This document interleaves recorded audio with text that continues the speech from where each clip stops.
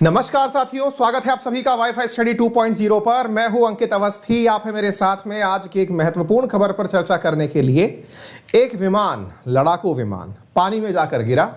पानी में निकालने के लिए अक्सर गिरे हुए को लोग नहीं आते हैं, लेकिन इसे निकालने के लिए दुनिया भर के देश अपने अपने तरीके के लोग भेज रहे हैं कि कैसे ना कैसे करके बस इस विमान को पानी से निकाल लिया जाए, और निकाल करके किसी को बताया भी ना जाए कि हम निकाल लिए, कि कोई शाबाशी दे। बस इतना कि हमको पता चल जाए कहाँ गिरा है, हम अपने हिसाब से संभाल लेंगे। तो गिरे हुए को उठाते हुए तो आपने लोगों को सुना होगा, लेकिन गिरे हुए को उठाकर किसी को ना बताया जाए, इतना दानदाता शायद किसी को देखा हो। ऐसा दानदाता बनने का प्रयास कर रहा है इन दिनों चीन। अमेरिका का विमान पानी में गिरा है दक्षिणी चीन सागर में, और उसे लेने की फिराक में दोनों लगे हैं, और साथ में 2-4 लोग और भी हैं जो गुप्त तरीके से काम कर रहे हैं। क्या है ये पूरी कहानी, आज के सेशन में समझाएंगे आपको। लेकिन सेशन में समझाएं उससे पहले आप सभी साथियों को तहे दिल से बहुत सारा धन्यवाद कि आपके वजह और आपके प्यार से आज वाईफाई स्टडी 2.0 का परिवार 4 मिलियन का हो चुका है।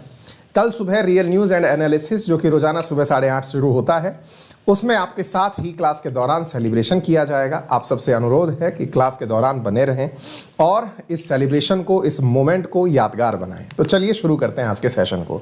जैसा कि आप सभी को पता है, आप जैसे यहाँ पर बहुत सारी न्यूज़ देख रहे हैं, तमाम प्रकार के अखबारों की कटिंग देख रहे हैं, कि सब लोग इस खोज में लगे हैं कि कौन सबसे पहले अमेरिकी फाइटर जेट F-35C को खोजकर निकालेगा। क्यों हो रही है ये बात, क्या है F-35C?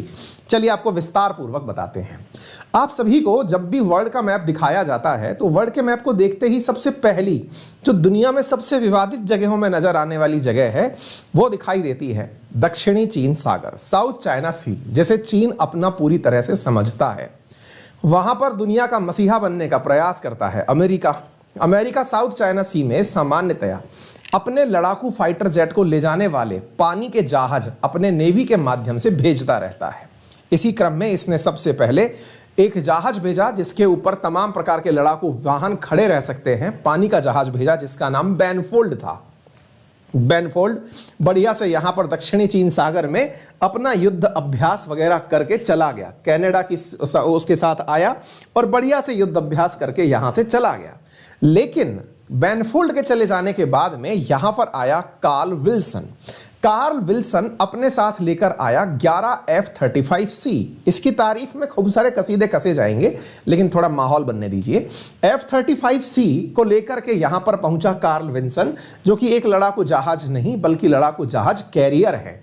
इस प्रकार से जैसे भारत के पास INS विक्रमादित्य है, इसी प्रकार से जैसे एडमिरल गोर्शकोव रशिया के पास है, ऐसे ही अमेरिका का कार्ल विल्सन यहां आया और अपने ऊपर लड़ाकू जहाज लेके आया। क्यों हुआ ऐसा, चलिए इस घटना को थोड़ा जोड़ते हैं, फिर आगे बढ़ते हैं। देखिए आपके सामने यहां पर एक न्यूज़ दिखाई पड़ रही है, और न्यूज़ है 24 जनवरी की। 24 जनवरी को चीन के द्वारा ताइवान के ऊपर 39 एयरक्राफ्ट उड़ा दिए गए। असल में ताइवान और चीन के मसले पर ताइवान का भला चाहने वाला देश बनता हुआ दिखना चाहता है अमेरिका। चीन के द्वारा अपने लड़ाकू विमान ताइवान के ऊपर जब उड़ाए गए, तो चीन को धमकाने के लिए, चीन को यह समझाने के लिए कि ताइवान को अकेला मत समझ लेना, दुनिया का सबसे उन्नत लड़ाकू जहाज लेकर पहुंच गया अमेरिका, और अपने उन्नत जहाजों को यहां पर पानी में बढ़िया से टहला रहा था। आप यहां पर न्यूज़ देख सकते हैं, न्यूज़ की कटिंग में आपको समय भी दिखाई पड़ जाएगा। यह रहा 24 जनवरी का समय, जिस समय यह घटना हुई थी। अब जब यह जानकारी आपको पता चली, तो अमेरिका के कैरियर यहां पर पहुंच गए और बाकायदा अपने जहाजों को डॉक कर दिए, बढ़िया से यहां पर लैंड कर दिया। आप यहां पर देख सकते हैं 24 तारीख को बाकायदा अमेरिका के जहाज यहां पर पहुंचते हैं, जहाजों का कैरियर यहां पर पहुंचता है, बढ़िया से अपने द्वारा उड़ उड़ के माहौल बनाते हैं, दक्षिणी चीन सागर में चीन को धमकाने का काम करते हैं। लेकिन ये कर ही रहे थे कि ये F-35 रनवे पर, जो कि समुद्र में इनके एयरक्राफ्ट कैरियर पर था, उस पर उतरते समय सही से लैंड नहीं कर पाया। दुनिया का सबसे उन्नत कहा जाने वाला, सबसे महंगा विमान, जिसकी मार्केट कीमत लगभग $78 मिलियन आंकी जाती है। भारतीय मुद्रा में कहें तो एक वाहन जो ये खड़ा दिखाई दे रहा है, जो कि लगभग 500 करोड़ रुपए का आता है, ये वाहन अपनी लैंडिंग सही से नहीं कर पाया और पानी में डूब गया। हालांकि इसमें बैठा हुआ पायलट और साथ में बैठे अन्य जो कर्मचारी यहां आसपास थे, वो सब सुरक्षित रह गए। लेकिन ये हवाई जहाज, लड़ाकू जहाज लैंडिंग करते समय टिक ना पाने के कारण पानी में गिर गया। चलिए साहब, ये तो हो गया पानी में स्वाहा। स्वाहा क्या, ये तो मतलब जल समाधि ले लिया। अब ये जब जल समाधि ले लिया तो अब एक तरह से तो भाई दुर्घटनापूर्ण है, सुनने में तो अच्छा नहीं लग रहा है कि भाई कोई विमान डूब गया। लेकिन अब इसके डूबने के बाद में चर्चा शुरू हुई, ये जानकारी लोगों के पास आने लगी कि चीन इसे बड़ी बेसब्री से ढूंढने लग रहा है। अब आप पूछेंगे कि सर एक बात बताइए, ये वाली जगह चीन के जस्ट नीचे है तो ऑब्वियस सी बात है चीन ढूंढने लग रहा है। अमेरिका यहां बैठा हुआ है, वो यहां पर अपने उस प्रकार के जहाज भेज रहा है जो यहां से गहराई में से ढूंढ कर निकाल सकें, यानी कि वाहन जो नीचे गिरा हुआ है, लड़ाकू जेट जो गिरा हुआ है, उसे अंदर से निकाल सकें, ऐसे जहाज भेज रहा है। लेकिन उन्हें आने में लगभग 10 दिन लगेगा। यह माहौल 25 जनवरी का बना हुआ है और अभी तक कोई भी अमेरिकी जो यहां से निकाल सके ऐसा वाहन यहां नहीं पहुंचा है। एनीवे, तो अब आप पूछेंगे कि यहां पर चीन क्यों ढूंढने लगा है इसको, कि वो कितनी गहराई में गिर गया, क्या हो गया। तो इस बात को जानने के लिए आपको सबसे पहले समझना होगा क्या है F-35। F-35 को रिकवर कैसे किया जाएगा वो तो तमाम प्लानिंग हम आपको बता देंगे, लेकिन थोड़ी सी आप लोगों को इसके बारे में तारीफ कर दी जाए। ऐसा क्या है जिसके कारण से चीन दुनिया के इस सबसे उन्नत एयरक्राफ्ट को अपने पास हड़पना चाहता है, अपने पास लेना चाहता है। तो चलिए मैं अब आपको थोड़ी जानकारी देता हूं। सबसे पहली बात जो मैंने आपको बताई कि यह दुनिया का सबसे उन्नत है, तो ऑब्वियस सी बात है कि ऐसी क्या खासियत रही होगी जिसकी इतनी तारीफ हो रही है। तो तारीफ का सबसे पहला कारण यह है साथियों कि सामान्यतया जब भी कोई विमान उड़ता है तो उसके जो पंख होते हैं वो सबसे लाइट वेटेड रखे जाते हैं, अर्थात पंख केवल सहारा देने के लिए होते हैं। इस विमान की खूबसूरती यह है कि यह अपने पंखों पर भी मिसाइल लेकर चल सकता है। यह बड़ी खूबसूरती आपको नहीं लगे तो बड़ी खूबसूरती सुनिए। इसकी जबरदस्त तारीफ में बात यह है कि दुनिया में जितने भी अभी तक लड़ाकू जहाज बने हैं, जो फाइटर जेट बने हैं, उन सब में सबसे ताकतवर इंजन इसका है।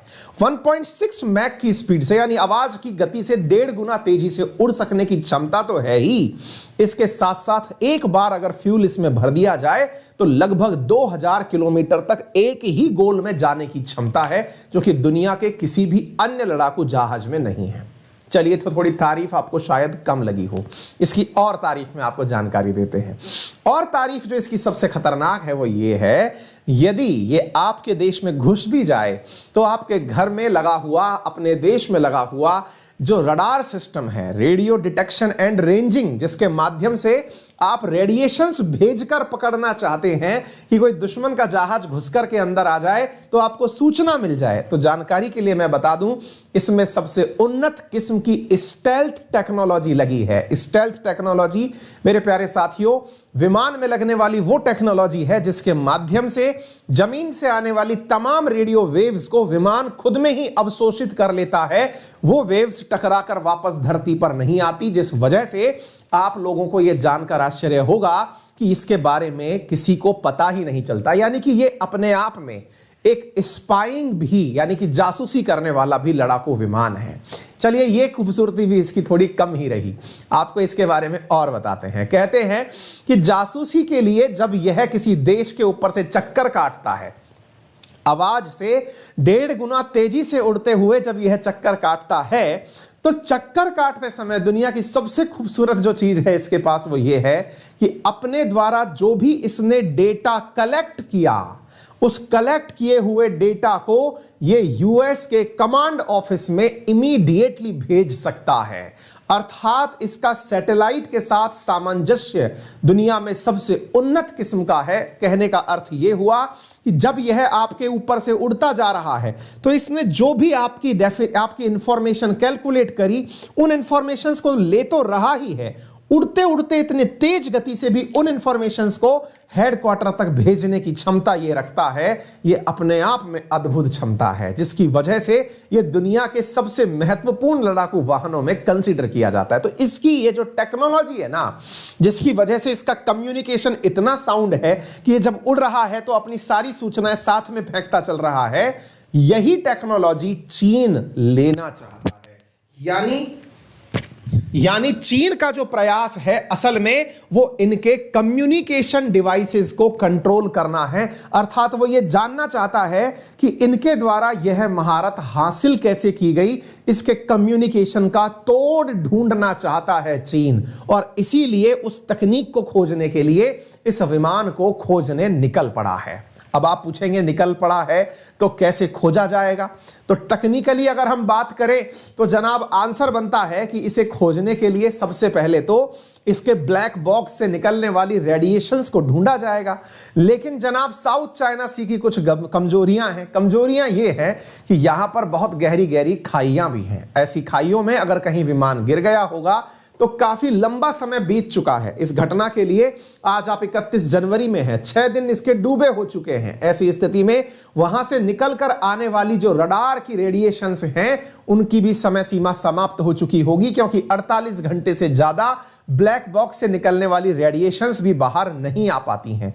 ऐसी स्थिति में यह कहना बहुत ही अचरजपूर्ण होगा कि इसे ढूंढने के लिए कोई टेक्नोलॉजी का उपयोग किया जाए, क्योंकि यह अल्टीमेटली गोताखोरों के माध्यम से ही जल की गहराइयों में जब ढूंढा जाए तो ही शायद इसे पाया जा सकेगा, अदरवाइज इसका पाया जाना बहुत मुश्किल है। आप में से कई तो विचार करेंगे कि सर जब पता है कि यहां पर खड़ा है लड़ाकू विमान, यहीं से नीचे गिरा है तो वहीं खोज लो। उसके बावजूद भी नीचे गहराइयों में खोज पाना असंभव है, क्योंकि गिरे हुए विमान को वापस निकालने के लिए बहुत सारी चीजें चाहिए होंगी। आप सोच के देखिए, ये इतने उन्नत किस्म का विमान है कि यह अमेरिका केवल उन्हीं देशों को देता है जो उसके एकदम अपने हैं, या फिर ऐसे समझिए जो इसके अपने नाटो मेंबर्स हैं, केवल उन्हीं को यह अपने विमान देता है, अदरवाइज ये किसी और देश को नहीं देता। यानी एक प्रकार से ऐसे समझिए कि जब अमेरिका किसी को कहता है कि मैं आपको F-35 दे रहा हूं, इसका मतलब है कि अमेरिका उसे अपना सबसे करीबी मानता है। भारत को भी ऑफर हुआ था, भारत ने लेने से इनकार कर दिया कि इतना भी प्यार नहीं चाहिए, आपका प्यार झेल नहीं पाएंगे।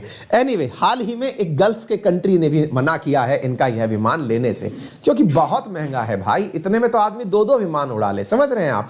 तो ऐसी स्थिति में इसके जो प्रयास हैं, real time sharing of information जो कलेक्ट करता है, वो तमाम चीजें यहां पर सबसे ज्यादा महत्वपूर्ण हो जाती हैं। लो ऑब्जर्वर के रूप में इसे जाना जाता है। ये इसकी खूबसूरतियां हैं जो मैंने आप लोगों को बता दी हैं। 1200 मील प्रति घंटे की रफ्तार से उड़ने वाला ये कॉम्बैट एयरक्राफ्ट है, जो कि एक ही बार में 2200 किलोमीटर की ऊंचाई तक, 2200 किलोमीटर की लंबाई तक पहुंच सकता है, दूरी तय कर सकता है, और साथ में 6 मिसाइलें एक ही बार में दाग सकता है।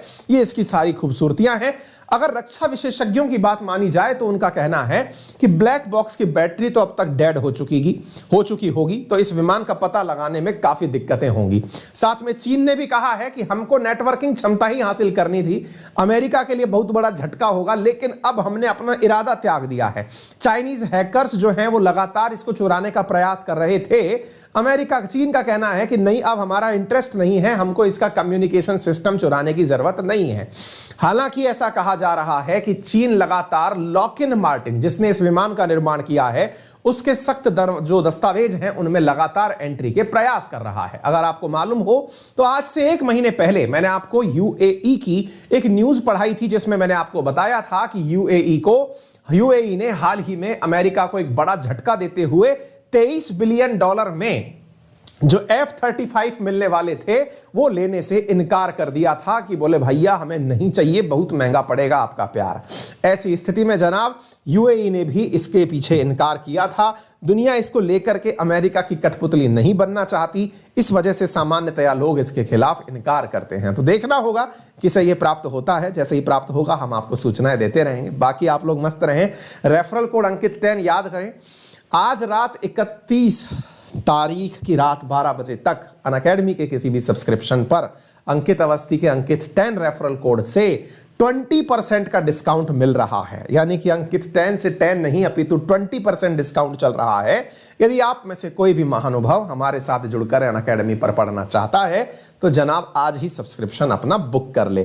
फिलहाल के लिए इतना ही। 4 मिलियन के लिए भैया आप सभी को फिर से एक बार धन्यवाद।